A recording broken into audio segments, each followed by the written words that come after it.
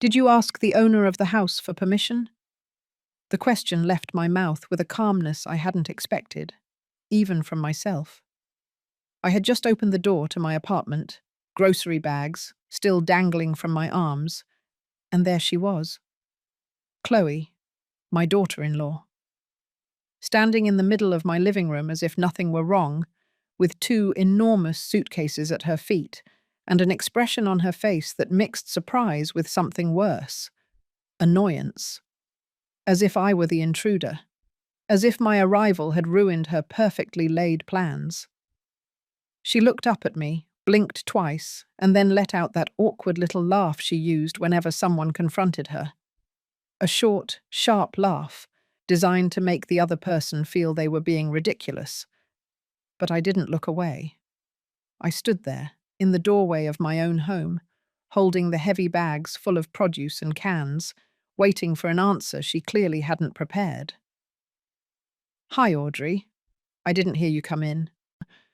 Her voice sounded light, almost musical, as if we were having a casual chat about the weather, as if the suitcases didn't exist, as if it were completely normal for her to be in my apartment on a Thursday afternoon, without having called, without having asked, without having shown the slightest consideration for the fact that this was my space, my sanctuary, the only place in the world where I could still breathe without anyone demanding anything from me. I didn't move. I remained standing at the entrance, feeling the weight of the bags begin to leave red lines on my forearms. But I didn't let go. Something inside me had hardened the exact moment I saw those suitcases. Something that had been soft for years, pliable, always ready to yield, had just found a boundary. "I asked you a question, Chloe." My voice was firmer this time. She tucked a strand of her perfectly styled hair behind her ear, that gesture she made when she needed to buy time to think of what to say. Her eyes, lined with light shadow that matched her designer blouse, avoided mine for a second, before looking back at me with that small, condescending smile I so detested. "Audrey, please don't overreact. David and I just need to stay for a few days. They're doing renovations on our condo and the noise is unbearable. The contractors get there at 6 o'clock in the morning and don't leave until 7 o'clock at night. We can't sleep. We can't work. We can't live like this. We thought it wouldn't be a problem to come here. After all, you live alone, and you have 2 rooms you don't even use." There it was, that sentence that summarized exactly what my family thought of me. You live alone, and you have space you don't use. As if my life were an empty space, waiting to be filled by the needs of others. As if the fact that no one was sleeping in the rooms next door automatically turned my home into a resource available to anyone who needed it. As if my 68 years of existence didn't give me the right to decide how, when, and with whom to share my space. I finally walked into the apartment and dropped the bags onto the dining room table. The sound of the cans hitting the wood resonated louder than I expected. Chloe took a step back, barely perceptible, but I noticed it. Her body language had changed. She wasn't so relaxed anymore. The discomfort was beginning to filter through that mask of certainty she always wore. I stood by the table, without putting away the groceries, without moving toward the kitchen as I normally would have. My hands rested on the wooden surface, and I could feel my own pulse beating in my fingertips. It wasn't fear. It wasn't nervousness. It was something different. It was the feeling of reaching a point of no return. "Does David know you're here?" The question was rhetorical. I already knew the answer, but I needed to hear it. I needed to confirm what I already suspected, that my son had allowed this, that he had been part of this plan from the beginning, that they had both decided together that my consent wasn't necessary. Chloe let out a long, theatrical sigh, as if I were being unreasonably difficult. "Of course he knows, Audrey. It was his idea, in fact. He's finishing up some things at the office and is coming later with the rest of our stuff. I thought he would have called you to let you know. He didn't call you?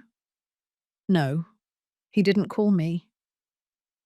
And that silence, that absence of a simple phone call, said everything I needed to know. My son, David, the boy I had raised alone after his father disappeared from our lives when he was just 7 years old, the same one I fed with the salary from my double shifts, cleaning offices and serving coffee, the same one who hugged me when he was little and told me that when he grew up, he would take care of me forever. That same son now found it perfectly acceptable to move into my home without consulting me, as if I were an extension of his convenience, a resource at his disposal. I walked toward the suitcases. I stood in front of them, looking at them as if they were strange objects fallen from another planet.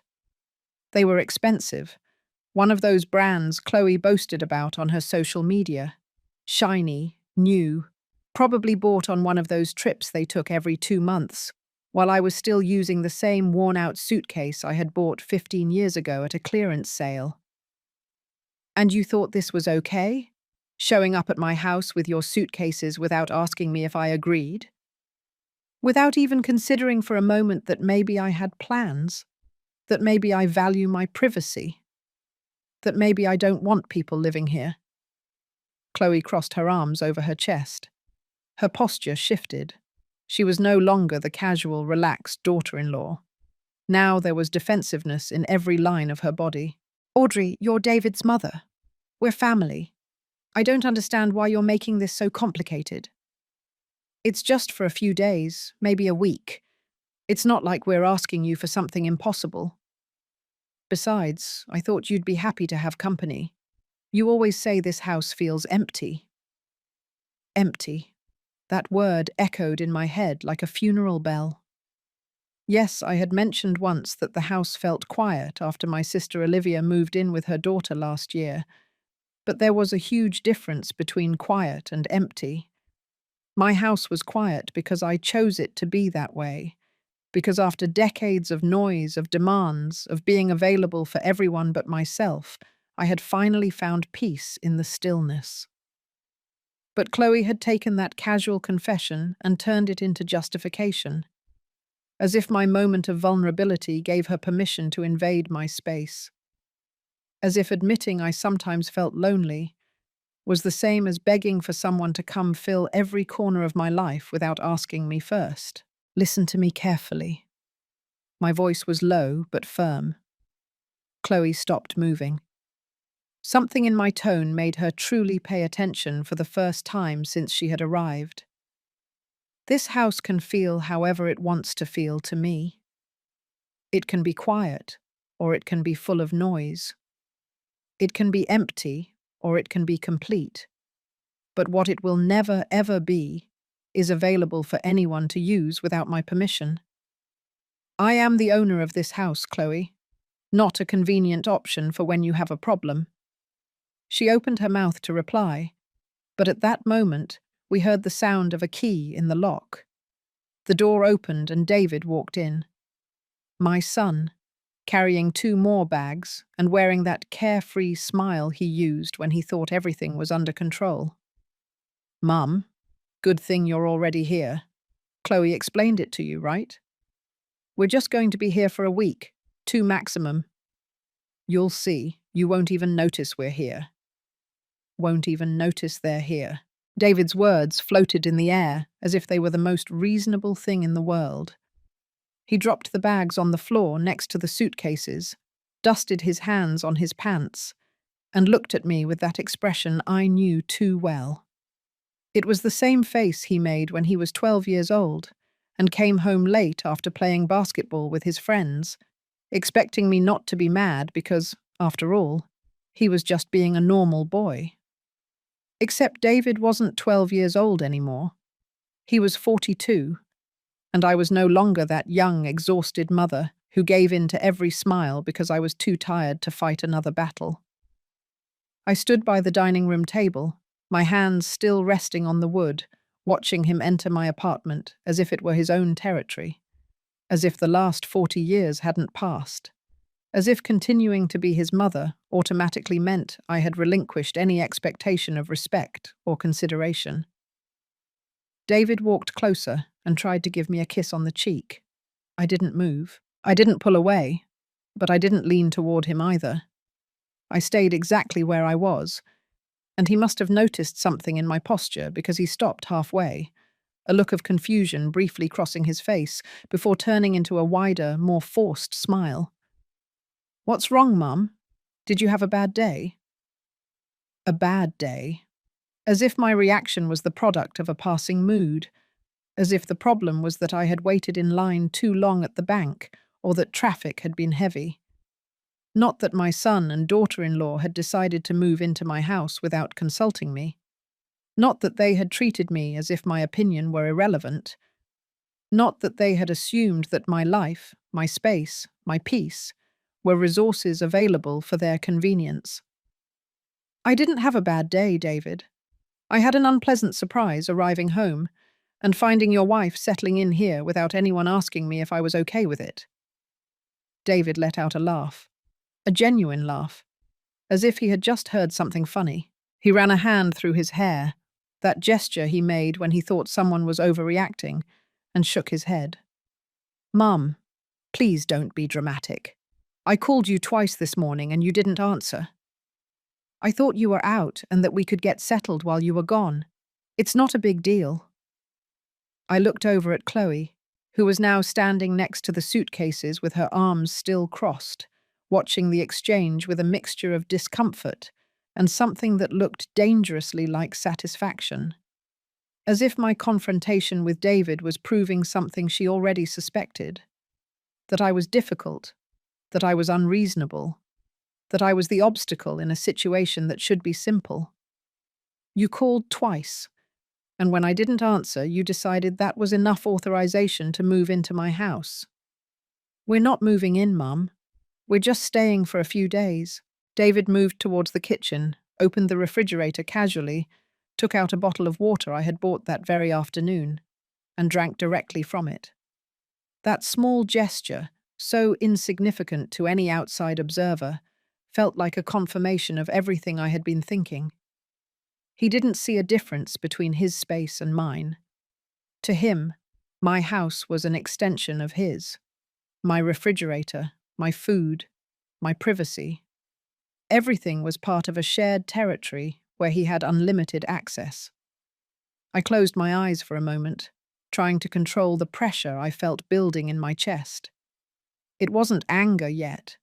It was something deeper, older. It was the accumulated weight of decades of being the person who always yielded, who always understood, who always put the needs of others before her own. It was the exhaustion of having spent my entire adult life being useful, available, convenient for everyone except myself. "How many days is a few days, David?" He shrugged, still drinking the water without looking directly at me. "A week. 2 maximum. The contractors said they'd finish quickly. It's just until we can sleep in our own room again without waking up to the sound of drills at 6 o'clock in the morning." 2 weeks. 14 days of having 2 people in my space, using my bathroom, eating my food, disrupting my routine. 14 days of not being able to walk in my pajamas through my own living room if I woke up thirsty in the middle of the night. 14 days of having to consider others' schedules before deciding if I could watch my favorite show or listen to my music. 14 days of giving up the peace that had cost me so much to build after years of noise and chaos. And you assumed I would be okay with that. David finally capped the water bottle and looked at me with something that tried to look like patience, but was thinly disguised condescension. "Mum, you're my mother. Of course, I assumed you would be okay with it. What did you want us to do? Stay in a hotel and spend $150 per night when you have 2 empty rooms here? That doesn't make sense." $150 per night. There was the real truth, naked and unadorned. It wasn't about them needing me. It wasn't about them wanting to spend time with me. It was about money. about economic convenience, that using my apartment for free made more sense than paying for their own comfort. And I, as always, was expected to understand, to be reasonable, to put their financial needs above my emotional well-being. Chloe cleared her throat from her spot next to the suitcases. When she spoke, her voice had adopted that soft, conciliatory tone people use when they want to seem reasonable while manipulating a situation in their favor. Audrey, we really don't want to cause you any trouble. If it is a problem, we can help with expenses. I don't know, maybe $50 extra for utilities. We'll be using water and electricity. It's only fair that we contribute. $50. As if the problem were the cost of utilities. As if I could put a price on my privacy, my routine, the quiet mornings where I sat on my balcony with a cup of coffee and simply existed without having to be a mother-in-law, a hostess, or any other role that others needed me to play. It's not about money, Chloe. My voice came out more tired than I intended. David approached again, this time putting a hand on my shoulder, with that gesture he had used 1,000 times when he wanted to soften me up. Then what is it about, Mum? Just tell me what's bothering you and we'll fix it. You want us to buy the groceries? Perfect. No problem. You want us to clean everything before we leave? We can do that too. You want us to be quiet in the mornings? We'll be quiet as mice. Tell me what you need and we'll do it. And what I needed was for them to have asked me beforehand. What I needed was for them to have considered that maybe I had the right to say no. What I needed was for them to understand that being family didn't mean having automatic access to every aspect of my life without my consent. But how could I explain that without sounding like the selfish mother, the difficult mother-in-law, the unreasonable woman who refused to help her own family in a time of need? I gently moved David's hand from my shoulder, not abruptly but firmly enough for him to know the gesture wasn't welcome right now. What I need, David, is for you to understand that this is my house. Not a hotel, not a backup option, not a resource available every time you have an inconvenience. It's the place where I live, where I rest, where I have the right to decide who comes in and who stays. But we're your family, Mum. His response was immediate, almost automatic, as if those 4 words were an irrefutable argument, as if the simple fact of sharing blood nullified any expectation of respect or consideration. And maybe, for a long time, I had believed that. Maybe, for years, I had accepted that being family meant always being available, always understanding, always willing to sacrifice my own needs for theirs. But something had changed. Maybe it was turning 68 and realizing that time was no longer infinite. Maybe it was the death of my friend Shirley last year, who spent her last days regretting never having lived for herself. Maybe it was simply the accumulated exhaustion of decades of being invisible in my own life. Precisely because you are my family is why this hurts more, David. Because I would expect you, more than anyone, to understand that I also have a right to my space, my peace, my decisions. David exchanged a look with Chloe. It was quick, barely a second, but I saw it.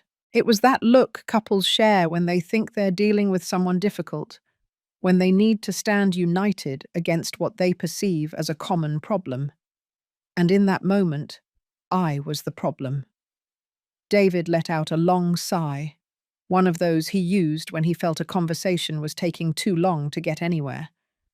He ran both hands over his face, a gesture of barely contained frustration, and then looked at me with that expression he had perfected over the years, the patient son dealing with a complicated mother. Look, Mum, I understand you're upset because we didn't give you more notice. You're right about that. But we're already here. The suitcases are inside. Chloe already unpacked some things in the guest room. What do you want us to do now? Go look for a hotel at 6 o'clock in the evening on a Thursday, when I have meetings starting at 7 o'clock in the morning tomorrow. There it was, the guilt, presented not as a direct emotion, but as a series of practical inconveniences that I would be causing if I insisted on holding my ground. As if the fact that they had already begun to settle in without my permission now obligated me to accept the situation. As if their lack of planning automatically became my problem to solve. I looked toward the hallway leading to the bedrooms. The guest room door was ajar, and from where I was, I could see a corner of the bed with what looked like clothes already spread out on it. Chloe had said she had unpacked some things. She wasn't asking permission to stay. She was establishing territory. I walked toward that room. I heard David's footsteps behind me, and then Chloe's voice saying something quietly to him that I couldn't distinguish. I pushed the door completely open, and what I saw confirmed what I already suspected. Not only were there clothes on the bed, there were toiletries lined up on the dresser. Chloe's makeup bag was open next to the mirror. There were 2 pairs of shoes neatly arranged against the wall. A laptop was plugged into the only available outlet near the nightstand. This wasn't the preparation of someone planning to stay for a few days. This was the settling in of someone planning to set up for weeks. I turned around to face David, who had stopped in the doorway with his hands in his pockets, watching me cautiously. "A week, you said?" He nodded, though his eyes avoided mine for a second before looking back at me. "2 maximum, Mum. I told you." "And all this settling in is for 2 weeks? The laptop, the bath products, the clothes enough for a month?" David shrugged. That casual gesture he used when he wanted to minimize something he knew was important.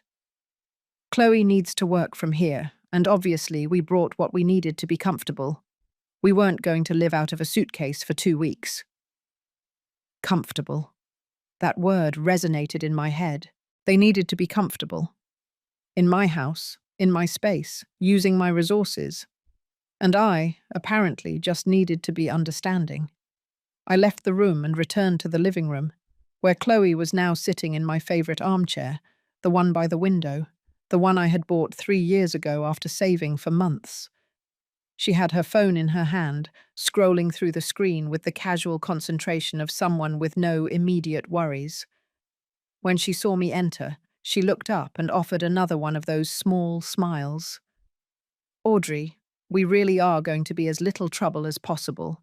You won't even notice we're here. I work online, so I'll be in the room most of the day. David leaves early and comes back late. We can buy our own food if you want, or cook for the 3 of us." "Whatever you prefer?" "Whatever I prefer." As if all these options she was presenting were genuine. As if she were really giving me decision-making power, and not simply offering variations of a situation I had never agreed to in the first place. I walked closer to the armchair where she was sitting. I didn't say anything immediately.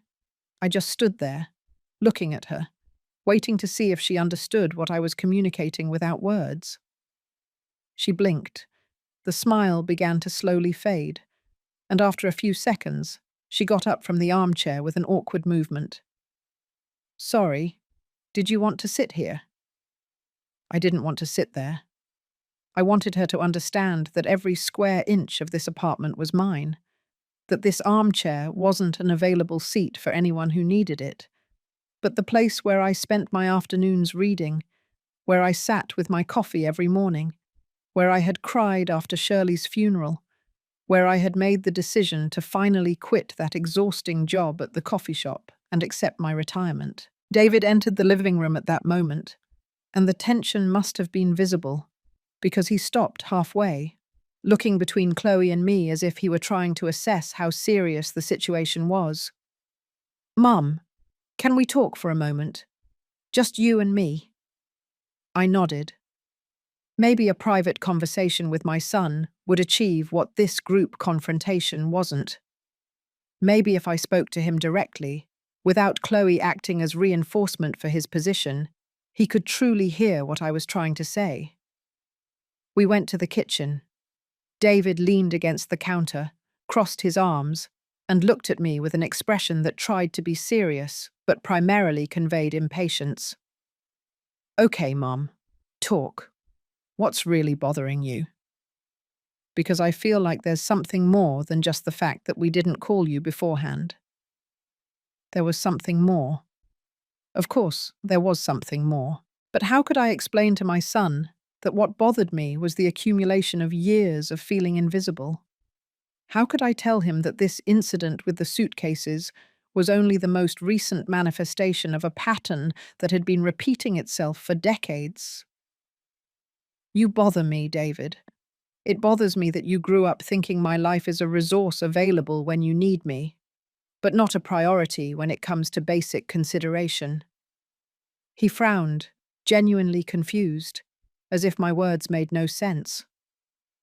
I don't understand what you mean by that. When was the last time you visited me without needing something from me? The question came out before I could stop it. David opened his mouth, then closed it, then opened it again without producing any sound. He was searching his memory, trying to find an example that would disprove my accusation, and the fact that it was taking him so long to find one only confirmed my point. Me, Mum? I come to see you often. You come when you need me to look after your dog because you're going out of town. You come when Chloe is busy and you need me to hold on to some important documents. You come when you've fought with her and need a place to stay for a night. You come when there are problems with the car and you need me to lend you money for the repair shop. But when was the last time you came just to ask me how I was? To spend an afternoon with me?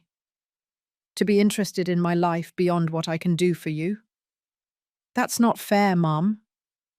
His voice had risen in volume, and I could hear the defensive tone filtering through every word. I call you on the phone. I text you. I asked you last week if you wanted to go out to dinner with us. You invited me to dinner because it was Chloe's birthday and you needed someone else to help pay the check. You didn't invite me because you wanted my company. In fact, you barely spoke to me the entire dinner. The two of you spent the whole time discussing where you were going on vacation next month, while I sat there eating my salad in silence. I didn't know you felt that way. Why didn't you say anything at the time? Because I never say anything, David. Because I learned a long time ago that when I say something, when I express that I feel ignored or unvalued, you make me feel like I'm overreacting, that I'm too sensitive, that I should be grateful that you included me. So I stopped saying things. I stopped expecting. I stopped believing that my presence in your lives was anything more than functional. He shook his head, running his hands through his hair in frustration.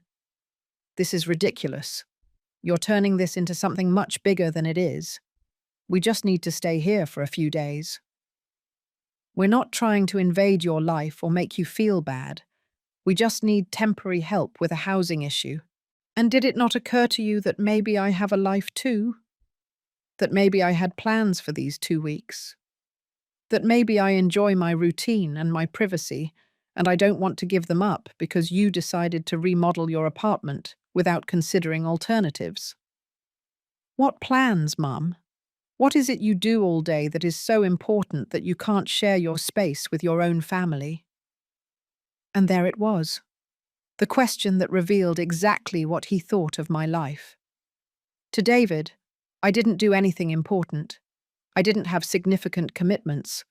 I just existed in a state of constant availability, waiting for someone to need me to have purpose. I don't have to justify my days to you, David. The simple fact that I want to be alone in my own house should be reason enough. David let out a short, humorless laugh and shook his head as if dealing with something completely absurd. He straightened up, stopping his lean against the counter, and looked at me with an expression that mixed disbelief and barely contained frustration. So what you're saying is that you prefer to be alone than to help your own son? That your comfort is more important than your family's needs? I wasn't saying that. Or maybe I was. but not in the way he was interpreting it. It wasn't about choosing my comfort over their needs. It was about recognizing that my needs mattered too, that I also deserved to be considered, that my life wasn't a blank space waiting to be filled by the urgencies of others. What I'm saying is that you should have asked me before assuming I would be available, that you should have given me the option to say yes or no, that you should have treated me with the same respect you would treat any other person you were asking for a huge favor. It's not a huge favor, Mum. It's letting your son sleep in your guest room for a few days. It's giving up my privacy for 2 weeks. It's changing my entire routine. It's sharing my bathroom, my kitchen, my living room, every space where I breathe. It's giving up the peace that cost me so much to achieve after years of living for everyone but myself. David looked up at the ceiling, as if seeking divine patience, and then looked back at me with that tired expression he used when he felt someone was being unnecessarily complicated. You know what, Mum? I think the real problem here is that you've been alone too long. You've become selfish. I'm not saying this to hurt you, but it's the truth. You weren't like this before. Before, you always had your doors open for me, for anyone. Do you remember when you let my friend Henry live here for 3 months when his parents kicked him out of the house? Do you remember when your sister Olivia practically lived here for an entire year? You never said anything then. You never complained about your privacy or your routine. Of course, I remembered. I remembered Henry, who was 19 years old then and had nowhere to go after his father kicked him out for failing college. I remembered cleaning his dirty dishes every morning, doing his laundry because he never had time, cooking for 2 even though I barely had enough money for 1. I remembered Olivia, my older sister, who stayed with me after her divorce and turned my small apartment into her healing space, while I kept working double shifts to keep both our finances afloat. I remembered all of that. And I also remembered how I felt during those periods. Invisible, exhausted, resentful, but unable to express it, because the people I loved needed me.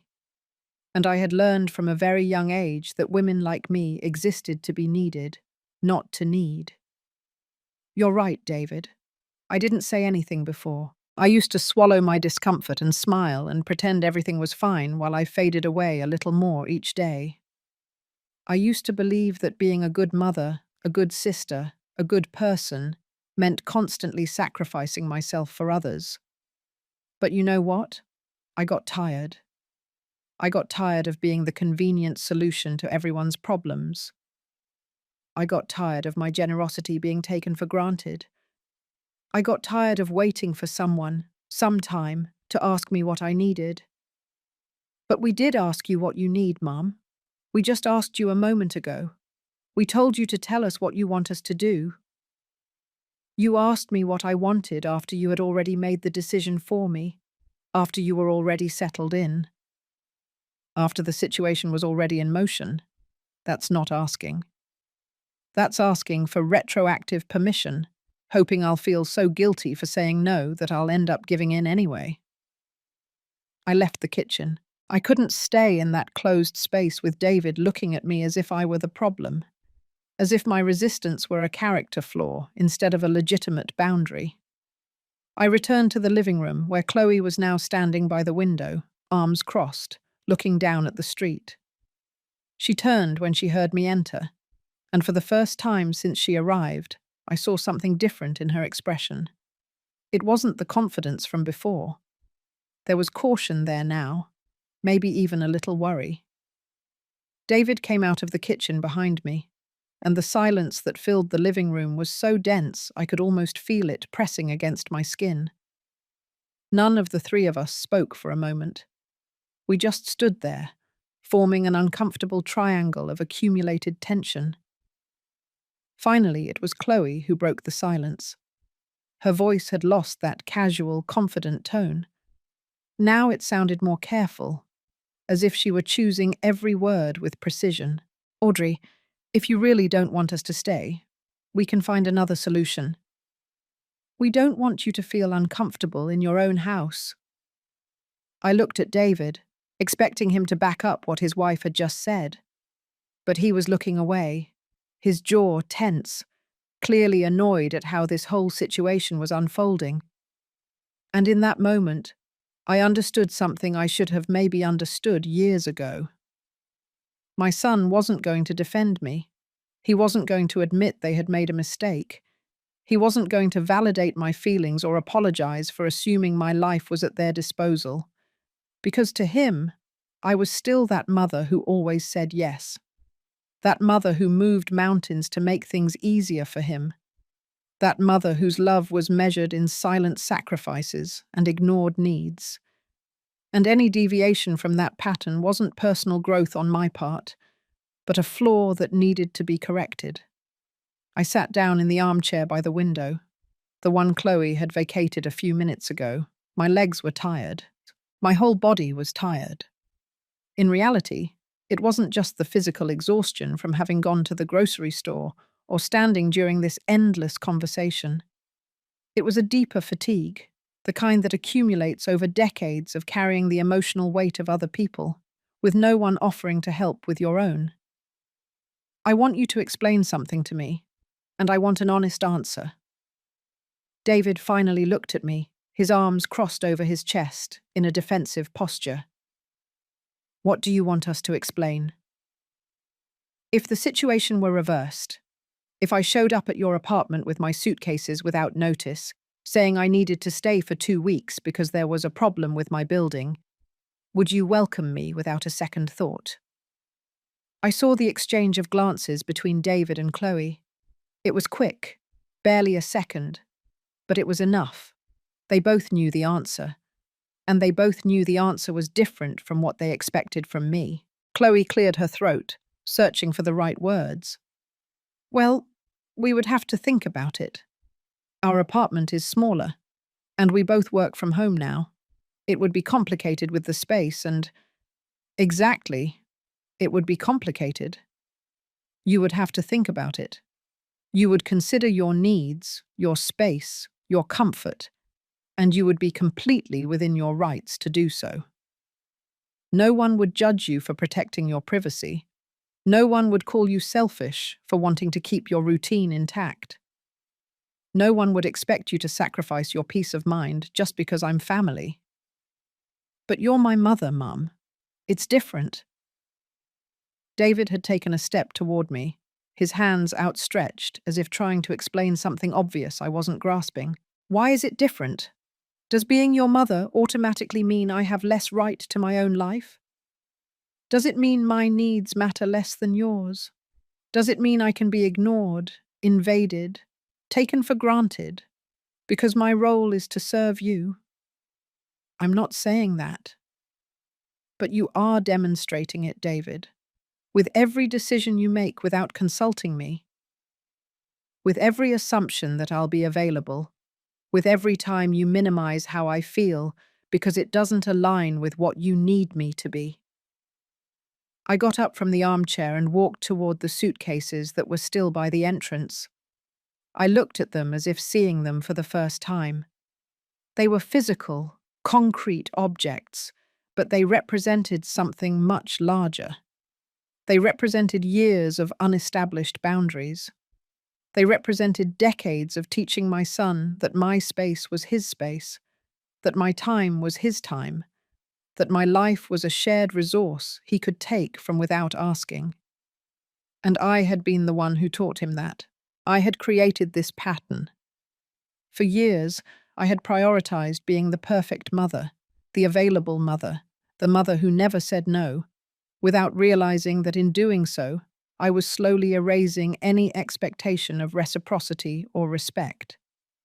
David approached and put his hand on my shoulder again, more gently this time. Mum, please don't make this harder than it has to be. We just want a place to sleep for a few days. We're not trying to take anything from you. But you were taking something from me. You were taking away the ability to decide about my own life. You were taking away the right to say no without being punished with guilt. You were taking away the possibility of existing as something more than an extension of your needs. I pulled my shoulder away from his hand, not aggressively but firmly enough for him to understand the gesture was not welcome. This is my house, David. I pay the rent. I pay the utilities. I decide who comes in. And right now, I'm deciding that I need you to leave. The silence that followed my words was so absolute that I could hear the ticking of the wall clock in the kitchen.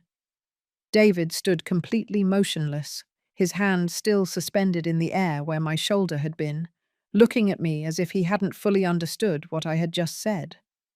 Chloe let out a small sound, somewhere between a gasp and a disbelief-filled laugh.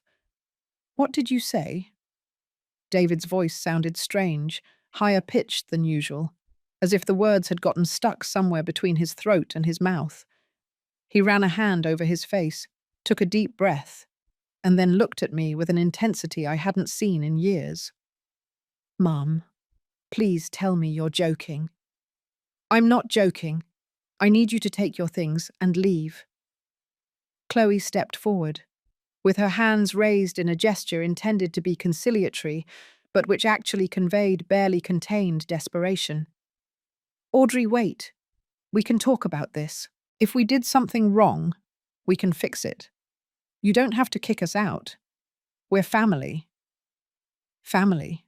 That word again, used as a shield, as justification, as if it were an automatic pass that annulled any need for basic respect.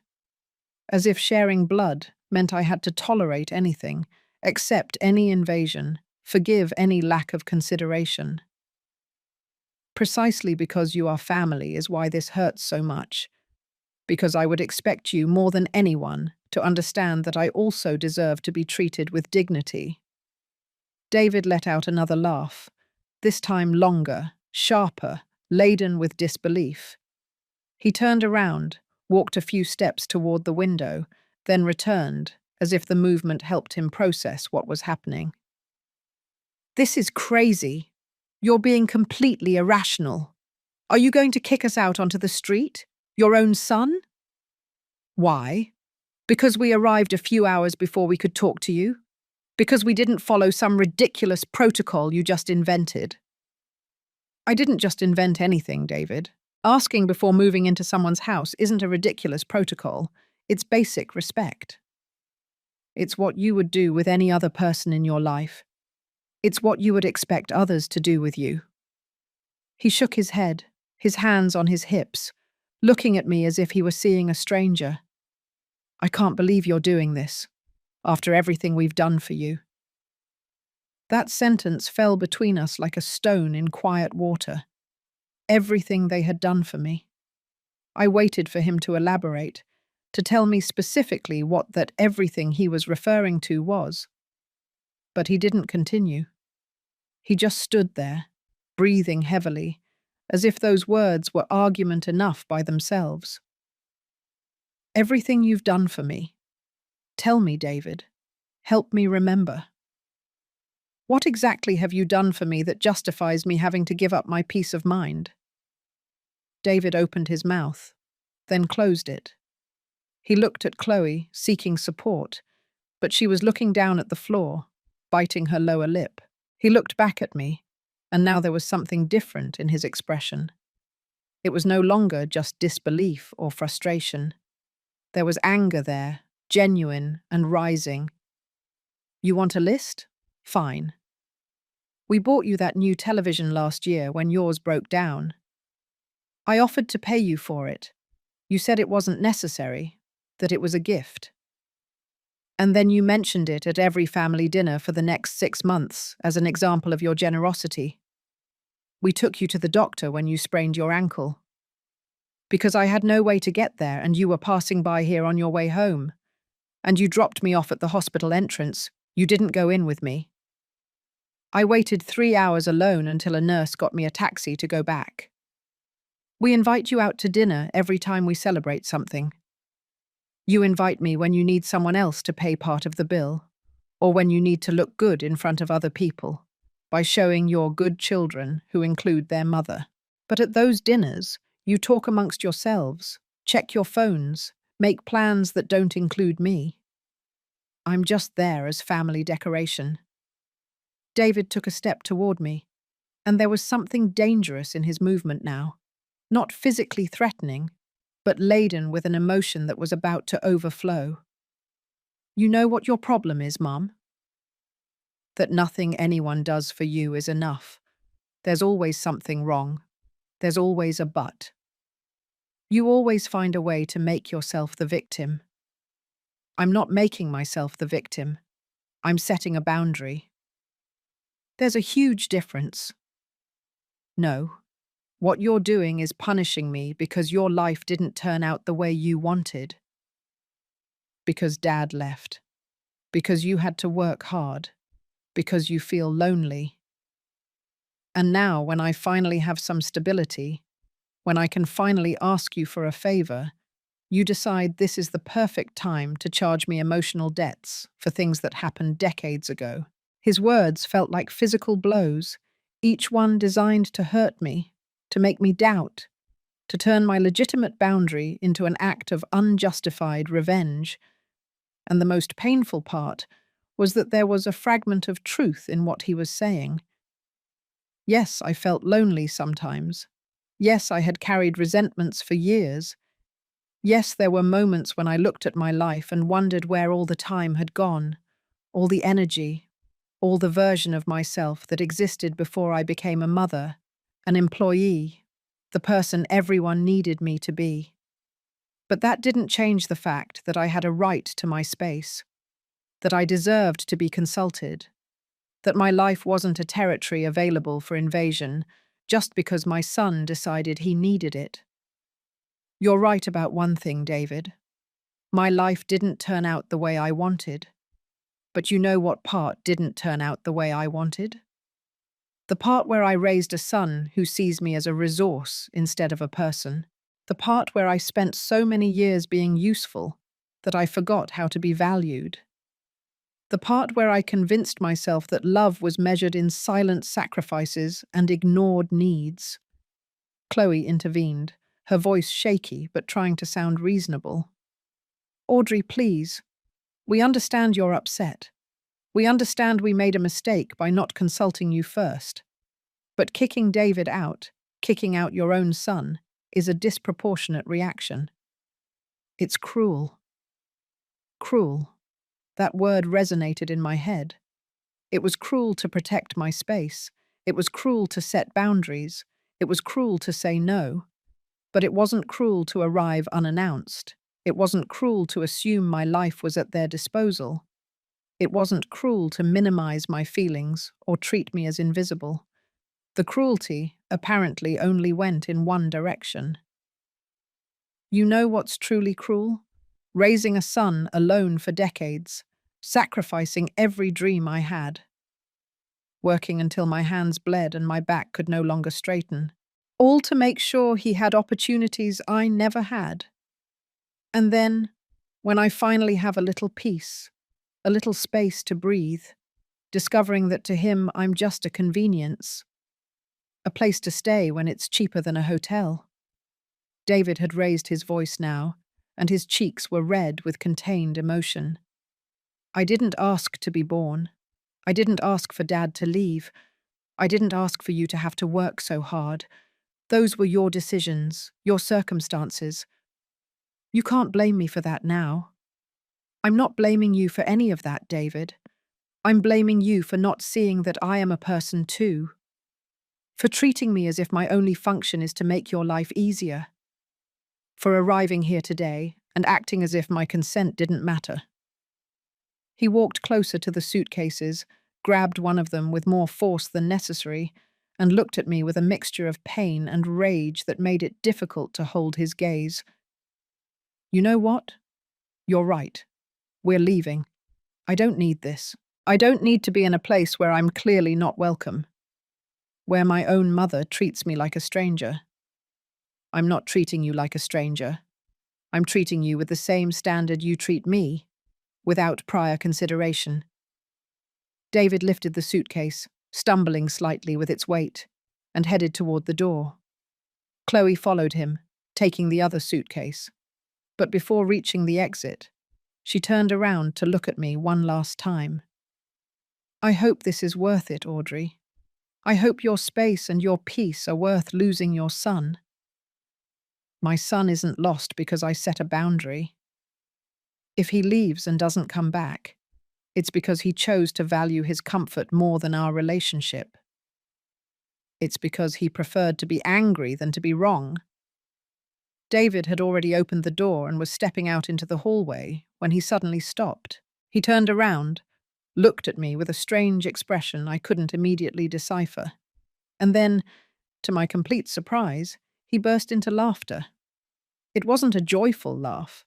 It was a bitter, sarcastic laugh, filled with disbelief.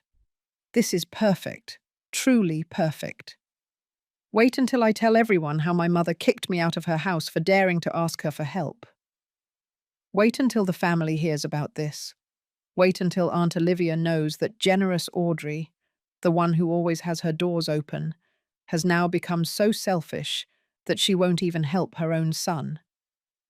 There it was, the veiled threat, the promise that if I maintained my decision, he would make sure everyone knew what kind of terrible mother I had become, that he would call my sister, my cousins, anyone who would listen, and tell them his version of events. A version where he was the innocent victim and I was the cruel mother who had abandoned him in his moment of need. For a second, I felt the familiar weight of guilt pressing against my chest. That automatic impulse to yield, to apologize, to say that it had all been a misunderstanding, and that, of course, they could stay.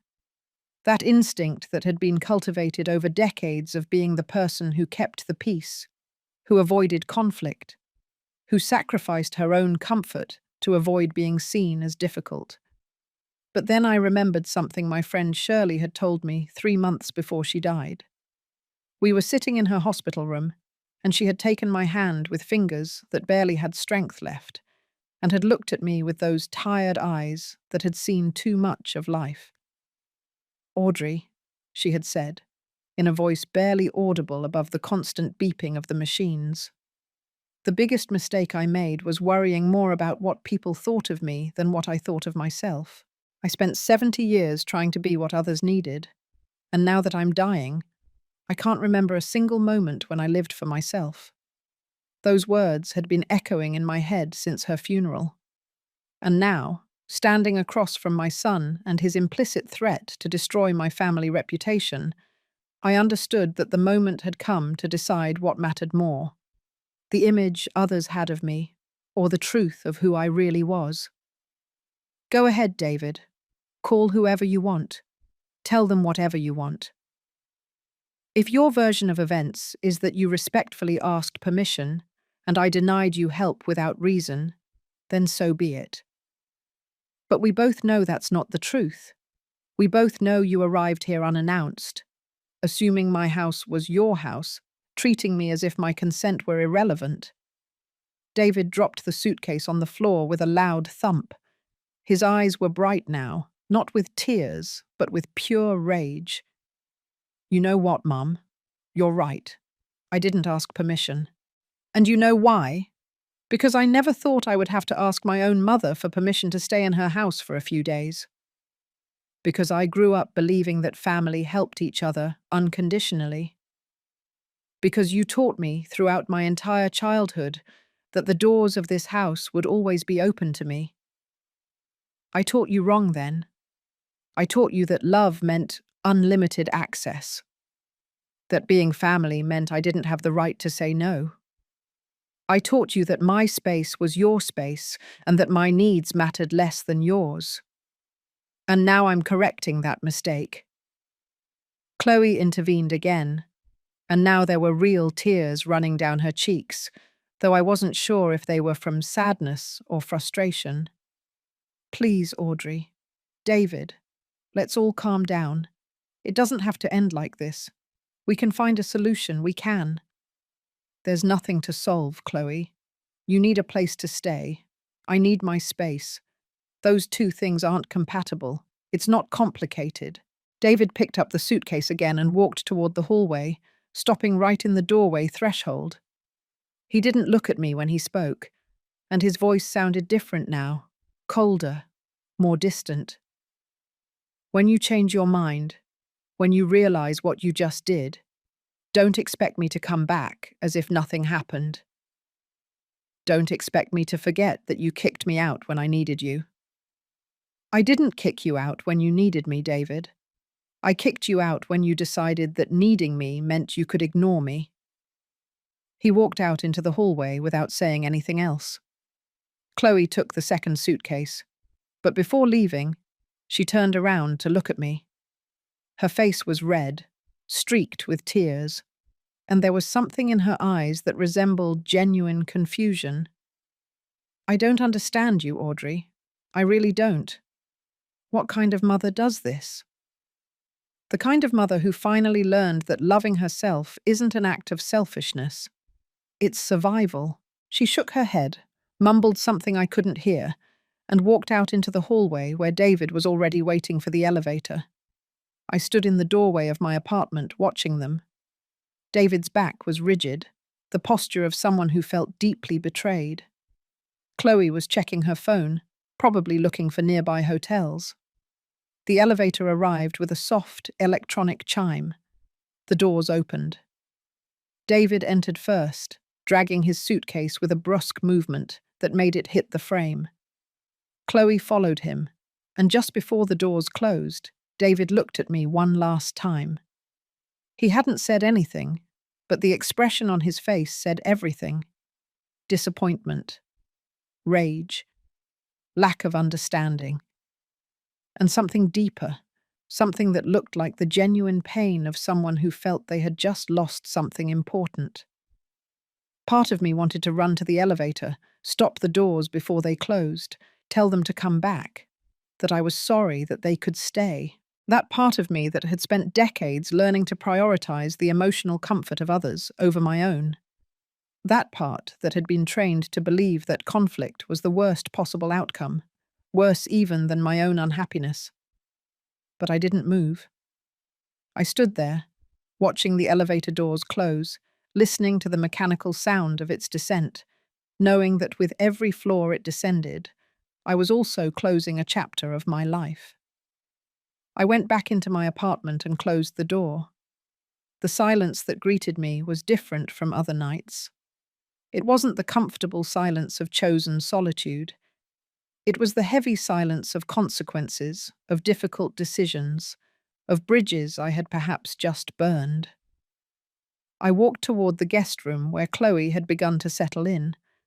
The clothes were still spread out on the bed. The toiletries were still lined up on the dresser. The laptop was plugged in next to the nightstand, its indicator light softly blinking in the room's dimness. I began to gather their things. I folded the clothes carefully, even though my hands were trembling slightly. I put the toiletries in a plastic bag. I unplugged the laptop and placed it on the bed along with the other belongings. I didn't do it out of cruelty. I did it because I needed to reclaim this space. I needed it to stop being the place where someone else had decided to set up without my permission and return to being simply my guest room. Empty, yes, but empty by my choice. When I finished, I left everything organized on the bed. If David or Chloe returned for their things, they would find them ready, respected, cared for, because that was the kind of person I was. Someone who could set firm boundaries without needing to be cruel.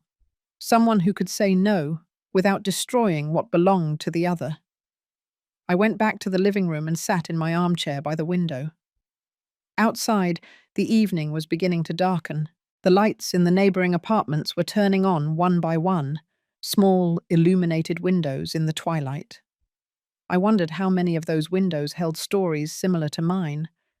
How many women were sitting in their own living rooms, struggling with the weight of having set a boundary? How many were wondering if they had done the right thing? My phone vibrated in my sweater pocket. I took it out and saw a text from David. Just 3 words. Hope you're happy. I didn't reply, because I wasn't happy. There was nothing joyful about what had just happened. There was no victory in having closed the door on my own son.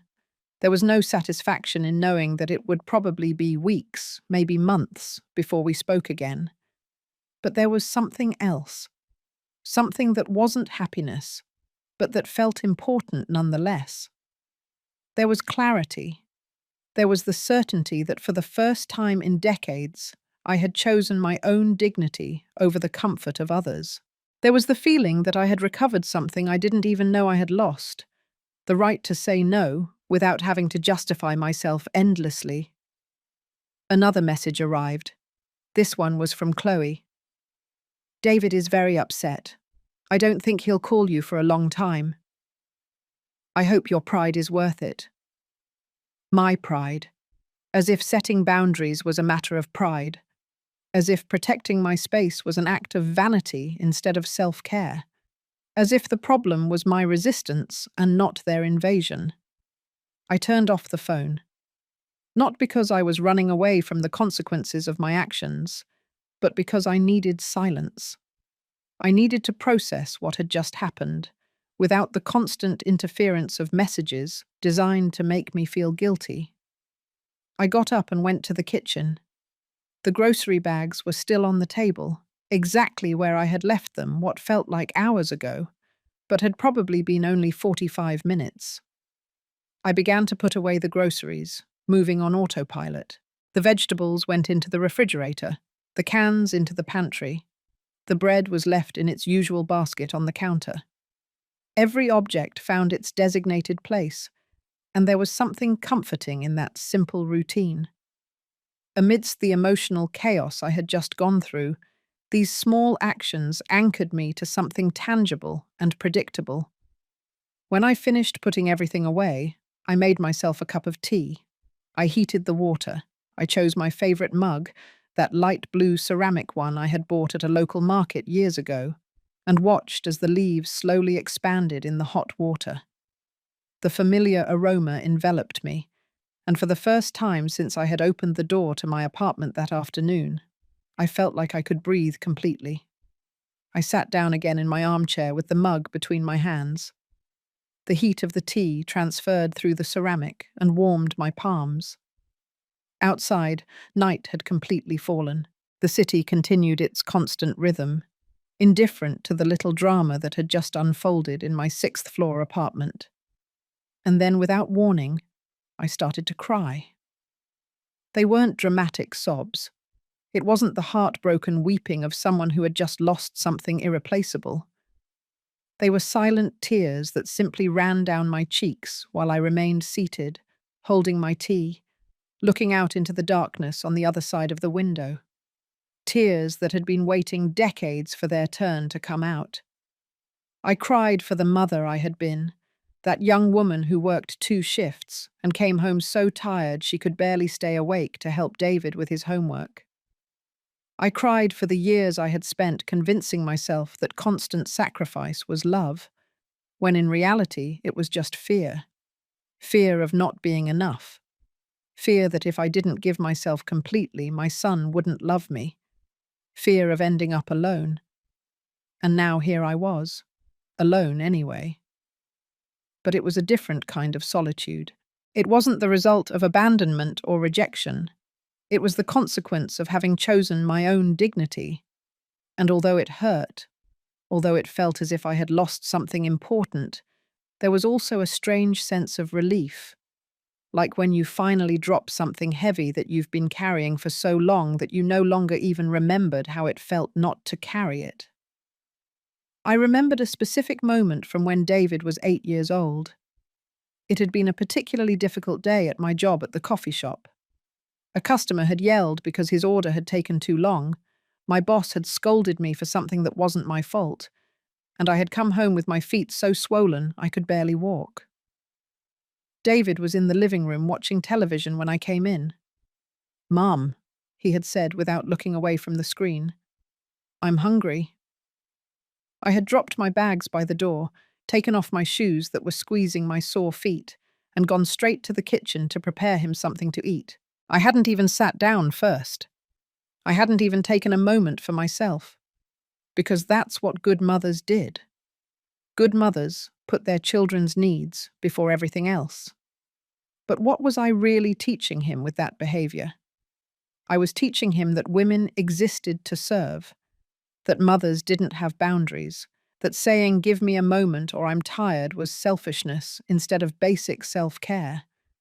And now, 34 years later, my son had grown up believing exactly that. It wasn't entirely his fault. I had been his most consistent teacher in that mistaken lesson. Every time I had ignored my own needs for his. Every time I had smiled despite being exhausted. Every time I had pretended everything was fine when I was actually falling apart inside. I had taught him that I didn't matter as much as he did, and he had learned the lesson perfectly. I took a sip of my tea. It was already cooling, but the familiar taste comforted me anyway. I thought about Shirley again, about those last conversations we had in the hospital. She had been so brave at the end, facing death with a brutal clarity that only came when there was no longer time for comforting lies. "You know what's the saddest thing, Audrey?" she had told me one afternoon while I peeled an orange to share with her. "It's not that I'm dying. We all die eventually. The sad thing is that I spent my whole life waiting for the moment when I could finally live for myself. When the kids grew up, when I retired, when I had more money. When? When? When? And now that moment is never going to come because I ran out of time." She had squeezed my hand with surprising strength for someone so frail.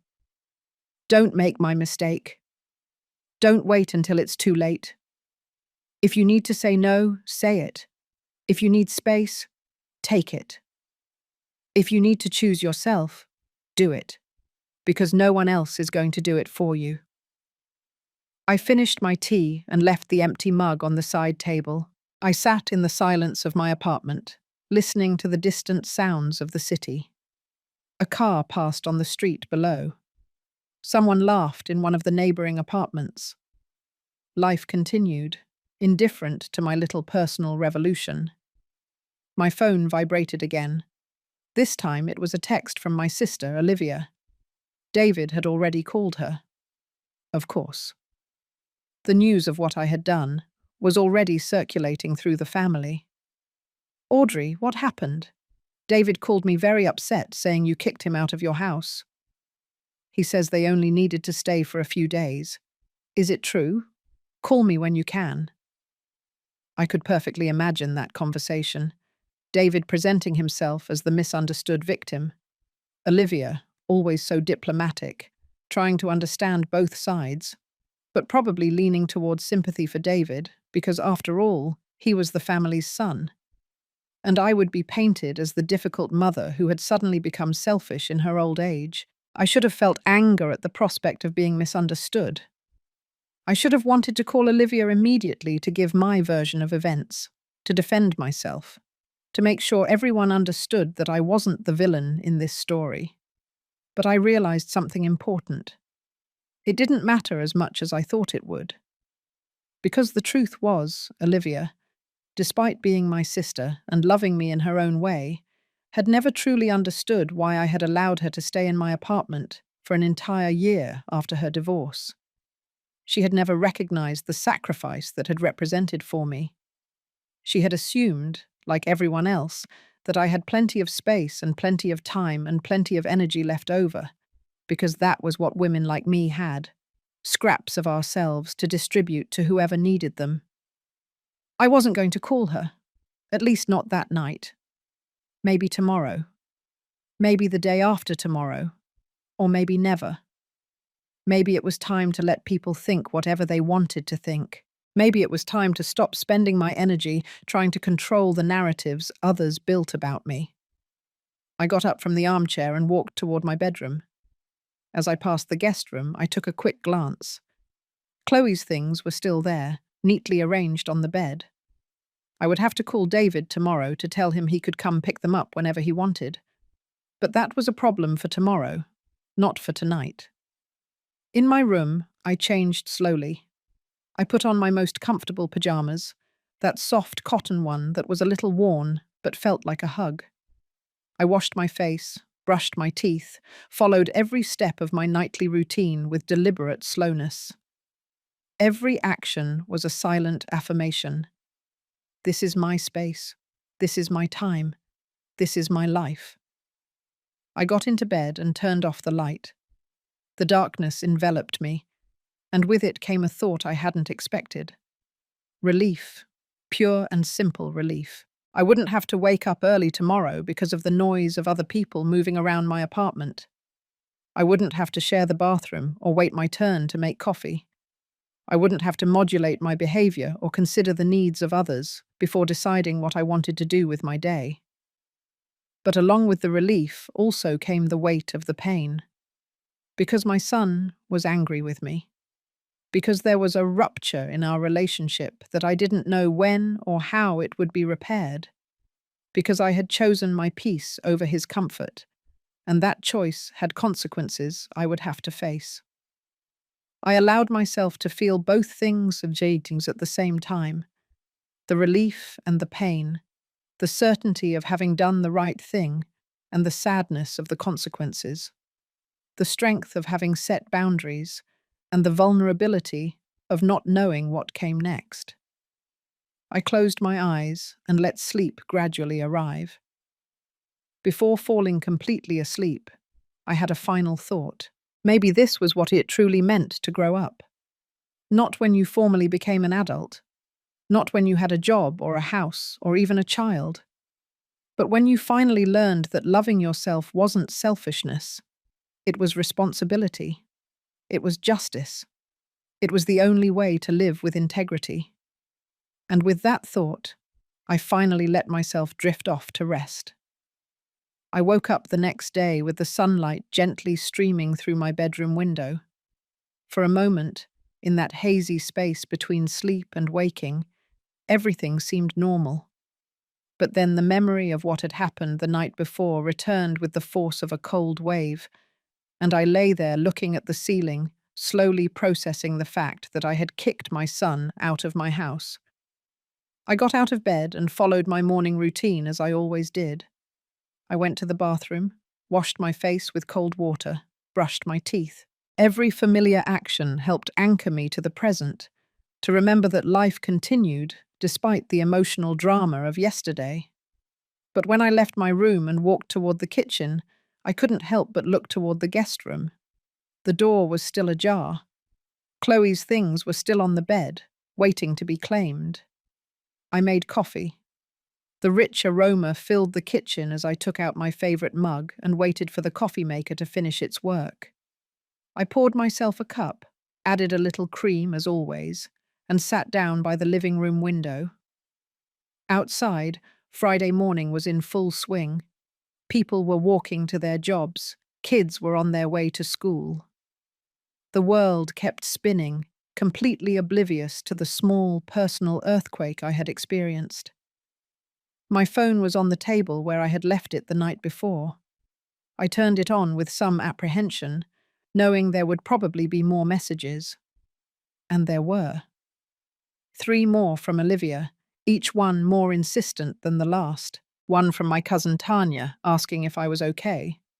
And one from David that simply said, "I'm coming by this afternoon to pick up our things. You don't need to be here if you don't want to." I read that last message several times, trying to decipher the tone behind the words. Was it consideration? Was it coldness? Was it his way of giving me an out, of allowing me to avoid an awkward confrontation? I wasn't sure. But what I did know was that I wasn't going to hide in my own house. If David was coming to pick up his things, I would be here. I replied with a simple, "I'll be here. Ring the doorbell when you arrive." I spent the morning cleaning. Not because the apartment was dirty, but because I needed to keep my hands busy. I vacuumed the entire living room. I wiped the kitchen counters until they shone. I changed the sheets on my bed, even though I had changed them just 3 days earlier. It was physical therapy, a way to process the whirlwind of emotions still churning inside me. Around noon, I finally decided to call Olivia, not because I felt I owed her an explanation, but because she was my sister, and despite everything, I cared what she thought. I dialed her number and waited as it rang. "Audrey, thank goodness. I've been worried all night." Olivia's voice sounded genuinely distressed, and something in me softened a little. "Hello, Olivia. Sorry I didn't answer sooner. It was a difficult night."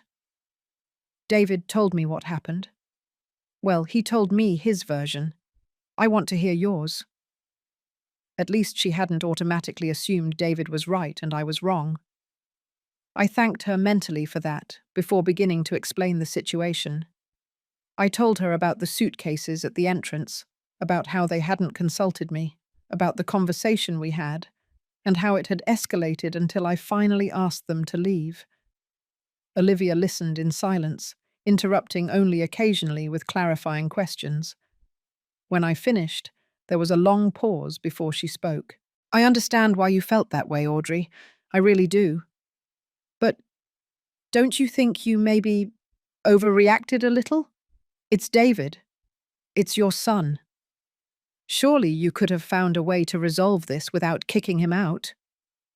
There it was, the response I had been waiting for. That subtle suggestion that I had exaggerated, that I had taken things too far. And maybe she was right. Maybe there were other ways to handle the situation. But I also knew that if I had given in, if I had allowed them to stay after they arrived unannounced, I would be teaching David once again that my boundaries didn't matter. I didn't overreact, Olivia.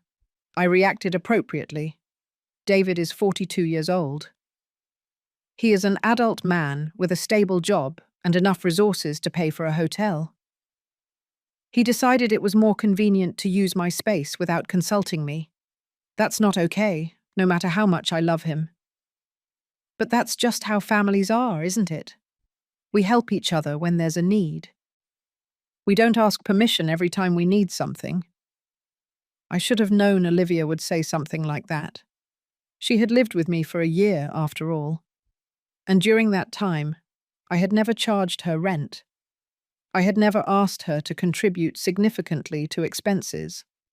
I had never put a time limit on her finding her own place. I had been the generous, available, understanding sister. And now that I was setting boundaries, I must seem like a hypocrite. "Do you remember when you lived with me after your divorce, Olivia?" There was a silence on the other end of the line. "Of course I remember. You were very generous to let me stay." "Do you know why I didn't ask you to leave after a few weeks or even a few months?" Olivia didn't answer immediately, and I continued before she could. "Because I was scared. I was scared that if I set boundaries, if I asked you to find your own place, you would think I was selfish, that I didn't love you enough, that I was a bad sister. So I swallowed my discomfort and my need for personal space, and I let you stay because that was what good sisters did." "Audrey, I didn't know you felt that way. You never said anything." "Exactly. I never said anything, and that was my mistake. Because by not saying anything, I taught everyone around me that I had no boundaries, that they could take what they needed from me without worrying about the cost to me. And now, after decades of doing that, I am finally learning to use my voice. And it hurts. It hurts to set boundaries. It hurts to disappoint people. But it hurts less than continuing to disappear in my own life." Olivia sighed deeply. "I don't know what to tell you, Audrey. I understand what you're saying. I really do. But David is very hurt. He's saying he's not going to talk to you for a long time. That's his choice. I'm not punishing him. I'm just protecting my space. If he decides that's reason enough to cut contact with me, then that says more about him than about me." We talked for a few more minutes before hanging up. The conversation hadn't ended badly, but it also hadn't left me feeling completely understood. Olivia was a product of the same generation as me, raised with the same expectations about what it meant to be a good woman, a good mother, a good sister. It was difficult for her to understand why I was rejecting those rules now, after having followed them so faithfully for so long. At 3 o'clock in the afternoon, the doorbell rang. I got up from the sofa where I had been reading, took a deep breath, and went to open the door. On the other side was David, alone. There was no sign of Chloe. He was carrying 2 large canvas bags, probably to put the things they had left. "Hi, Mum." His voice was flat, without emotion. It wasn't hostile, but it wasn't warm either. It was the voice of someone fulfilling an uncomfortable obligation. "Hi, David. Come in." He moved past me without making eye contact and headed directly to the guest room. I closed the door and stayed in the living room, unsure whether I should follow him or give him space. I finally decided to stay where I was, but I left the guest room door in view.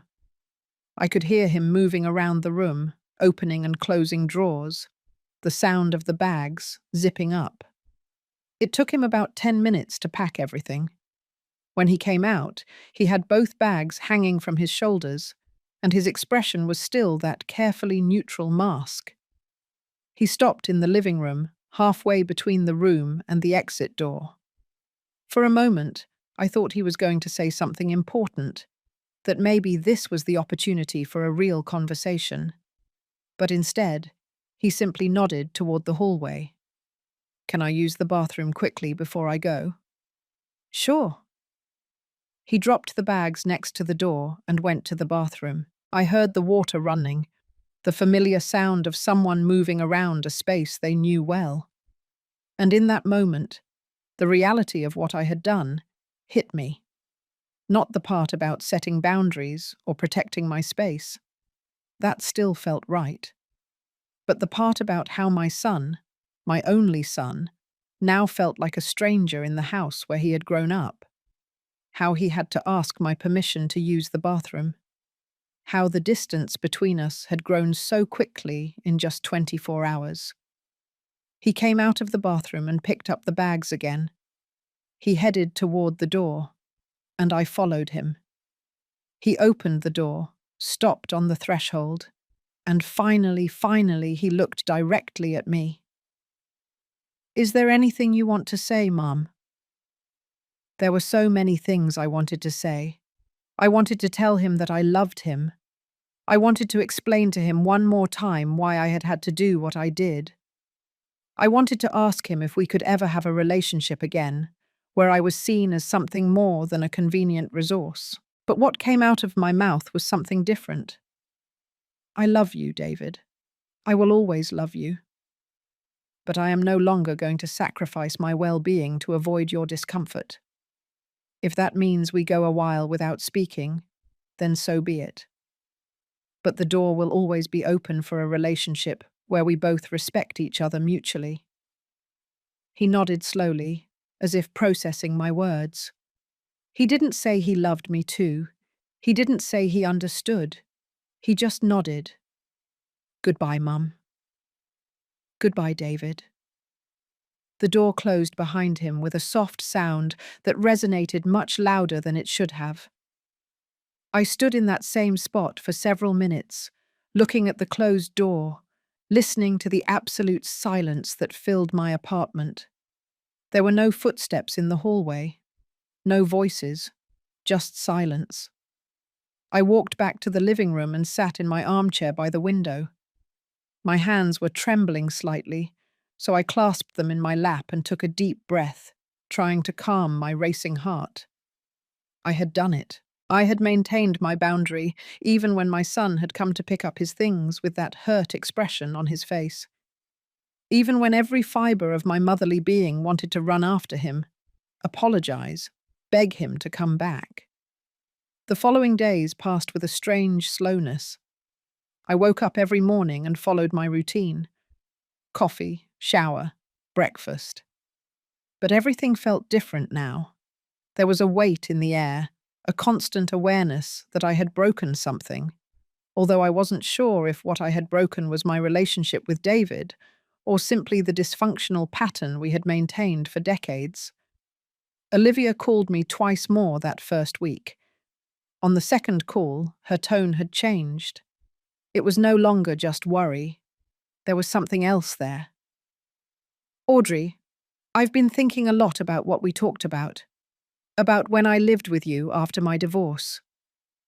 I heard the sound of her taking a breath on the other end of the line, as if gathering courage. I never properly thanked you for that year. I never acknowledged what you sacrificed to give me space. I just assumed you were fine with it because you never said otherwise. But I should have asked. I should have been more considerate. I hadn't expected that apology.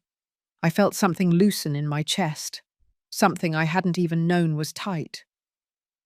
Thank you for saying that, Olivia. It means a lot. Maybe you were right about what you told David. Maybe we all assumed you would always be available, that you would always say yes, that you would never have your own needs. 2 weeks passed before I received the next message from David. It wasn't an apology. It wasn't even a conversation. Just a photo. It was an image of him and Chloe in front of what looked like their newly renovated apartment. The message said, "Renovations are finished. We're back home now." It didn't mention anything about what had happened. It didn't ask how I was. It was a cold, factual message, the kind of update you would send to a distant acquaintance rather than your mother. But it was something. It was a thin thread of communication, and I decided to take it for what it was, a small first step. I replied, "I'm glad you're comfortable in your space now. Take care." There was no reply after that. The days turned into weeks. I continued with my life. I went to the market on Thursdays, as always. I met my friends for coffee on Tuesdays. I read books I had been putting off for months. I spent whole afternoons sitting on my balcony, simply watching the city, something I had never allowed myself to do, when I had always been waiting for someone to need me. And slowly, very slowly, I began to notice something. The guilt I had been carrying, that constant feeling that I had done something terrible, began to diminish. In its place appeared something different. It wasn't happiness exactly. It was more like peace, like the feeling of having finally put down something heavy after carrying it for so long that your arms had forgotten how it felt to be free. 1 month after the incident, I was at the market choosing tomatoes when my phone rang. It was David. A real call, not just a text. My heart sped up as I looked at his name on the screen. I put the tomatoes back in their place and moved away from the crowd before answering. "Hello?" "Hello, Mum." His voice sounded different. It had lost that defensive tone it had the last time we spoke. "How are you?" "I'm fine. And you?" There was a long pause. I could hear background noise, maybe traffic, as if he were walking down the street. "I've been thinking a lot about what happened, about what you said." I didn't say anything, waiting, giving him space to continue. "You were right, Mum.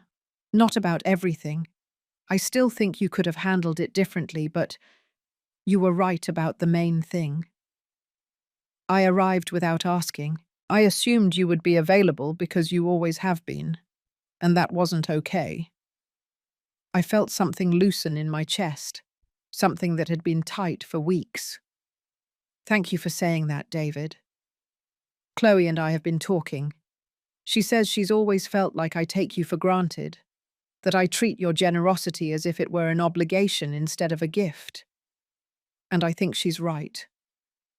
I listened to the words come out of my son's mouth and felt something I hadn't felt in a long time. Hope. Not the naive hope that everything would go back to how it was, because I didn't want it to be how it was before. But the hope that maybe, finally, we could build something new, something more honest. I appreciate you telling me this. I know it wasn't easy. Mum, I'd like for us to get lunch together. Just you and me. No Chloe. No pressure. Just to talk. Would you like that? I surprised myself by smiling. I would love that. We agreed to meet the following Saturday at a small restaurant halfway between our apartments. When I hung up, I realized that tears were running down my cheeks, but these were different from the ones I had cried that first night. These were tears of relief, of gratitude, of the possibility of healing. Saturday arrived, and I found myself nervous in a way I hadn't experienced in years. I changed clothes 3 times before settling on a simple brown dress that made me feel comfortable and dignified at the same time. I arrived at the restaurant 5 minutes early and waited at a table by the window. David arrived exactly on time. He looked different too. There was something in his posture, in the way he approached the table, that was more humble than before. He sat across from me, and for a moment we simply looked at each other. "Hi, Mum." "Hi, son." We ordered food, and at first the conversation was awkward, full of uncomfortable pauses. But gradually, as we ate, the words began to flow more easily. David talked to me about his job, about the problems they were having with one of their projects. I asked him about Chloe and how she was handling the stress of her own job. And then, between the main course and dessert, David put down his fork and looked directly at me. "Mum, I need to tell you something, and I need you to listen completely before you reply." I nodded, feeling my stomach clench with anticipation. My whole life I have seen you as my mother first, and as a person second. I never stopped to think about who you were beyond what you did for me. And that was selfish. It was unfair. And I'm sorry. His voice broke slightly on the last words, and I saw that his eyes were damp.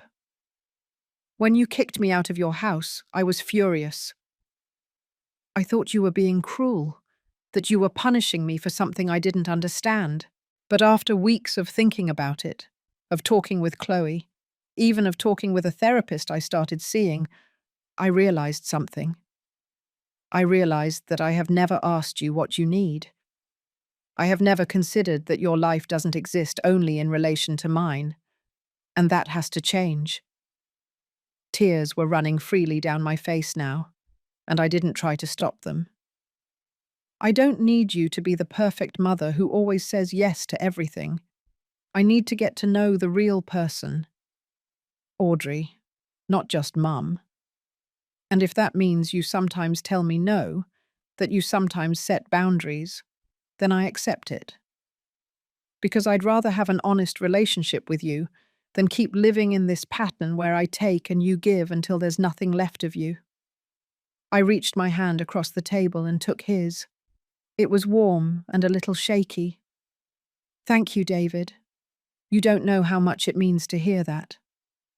We spent the next 2 hours talking for real, not the superficial conversation we had maintained for years, but a real conversation about who we were, what we needed, how we could have a relationship that worked for both of us. It wasn't perfect.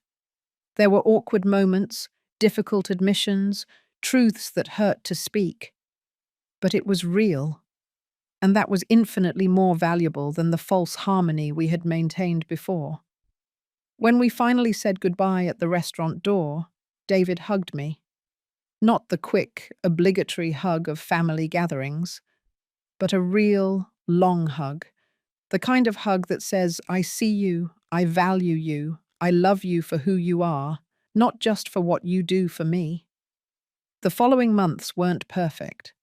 There were relapses, moments when David fell back into old patterns of taking my availability for granted. But the difference was that now I had a voice, and he was learning to listen.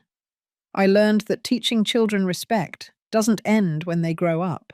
Sometimes, the most important lesson comes when you finally say no. When you finally set the boundary you should have set years ago. When you finally choose yourself without apology. Because being a mother doesn't mean being invisible. It doesn't mean sacrificing every part of yourself on the altar of maternal love. It doesn't mean your house, your time, your life are resources available to whoever needs them without your consent. Being a mother means loving deeply, but it also means teaching your children that real love includes respect, that healthy relationships have boundaries, that you are also a person with needs, dreams, and the fundamental right to decide about your own life. That Thursday afternoon when I found the suitcases at my entrance wasn't the end of my relationship with my son. It was the beginning of a new relationship, one built on honesty instead of obligation, on mutual respect instead of unilateral sacrifice, on true love instead of dysfunctional patterns inherited from generations that taught us women existed to serve. And when I sit now in my armchair by the window, with my cup of hot coffee in my hands, looking at my quiet, tidy apartment, I feel something I hadn't felt in decades. Pride. Pride in having chosen myself. Pride in having found my voice. Pride in having taught my son that love doesn't mean the absence of boundaries, but the presence of respect. My house is still my house. My life is still my life. And I, Audrey Hayes, at my 68 years old, finally own both.